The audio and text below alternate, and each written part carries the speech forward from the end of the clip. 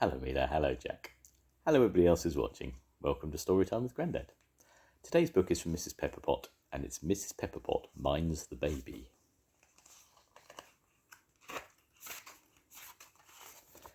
Let me tell you what happened the day Mrs Pepperpot was asked to mind the baby.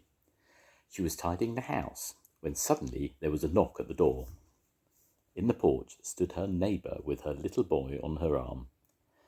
"Forgive me for knocking," she said. "You see, I simply have to go shopping in the town today. I can't take Roger, and there's no one in the house to look after him." "Oh, that's all right," said Mrs Pepperpot. "I'll look after your little boy." "You don't need to give him a meal," said the lady. "I bought some apples for him for when he starts sucking his fingers." "Very well," said Mrs Pepperpot, and put the apples in a dish. The lady said goodbye, and Mrs Pepperpot set the baby down on the rug in the sitting room. Then she went out into the kitchen to fetch her broom to start sweeping up. At that very moment, she shrank. Oh dear, whatever shall I do?" she wailed, for of course now she was much smaller than the baby. "I must go and see what that little fellow is doing," she thought, as she climbed over the doorstep into the sitting room. Not a moment too soon, for Roger had crawled right across the floor and was just about to pull the tablecloth off the table, together with a pot of jam, a loaf of bread, and a big jug of coffee.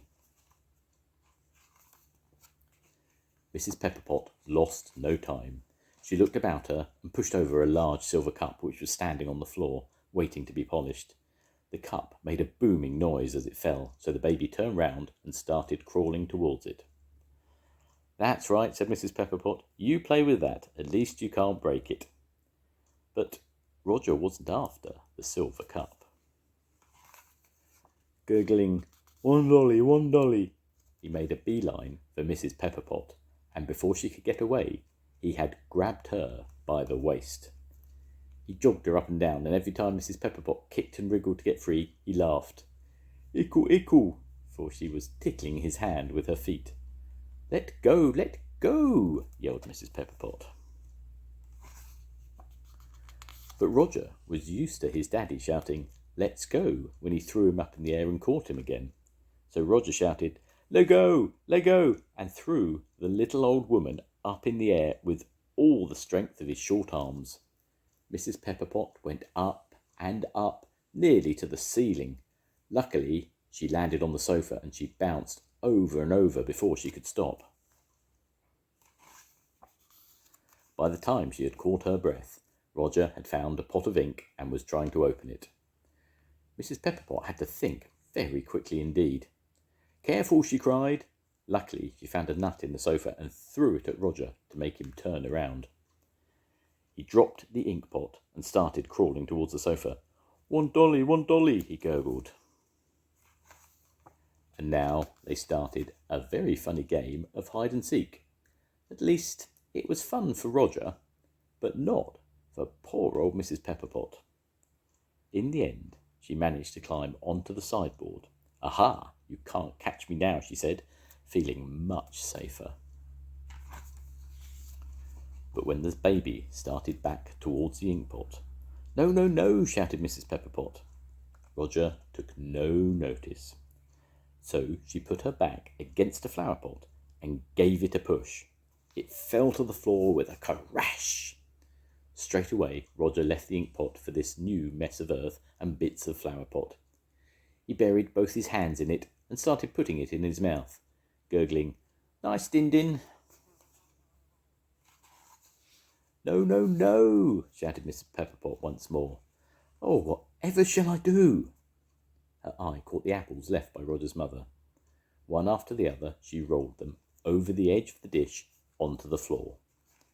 Roger watched them roll, then he decided to chase them, forgetting his lovely meal of earth. Soon the apples were all over the floor, and the baby was crawling happily from one to the other. Then there was a knock on the door. "Come in," said Mrs Pepperpot. Roger's mother opened the door and came in, and there was Mrs Pepperpot, as large as life again. "Has he been naughty?" asked the lady. good as gold, said Mrs. Pepperpot. We've had a high old time together, haven't we, Roger? And she handed him back to his mother. I'll have to take you home now, precious, said the lady. But the little fellow began to cry. Want Dolly, he sobbed. Want Dolly, said his mother. But you didn't bring a dolly. You don't even have one at home. She turned to Mrs. Pepperpot.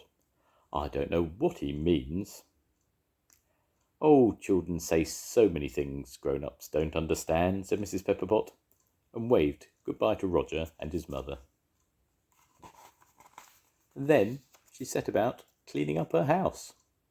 The end. Goodbye, Mila. Goodbye, Jack. I'll see you soon. Goodbye, everyone. Bye.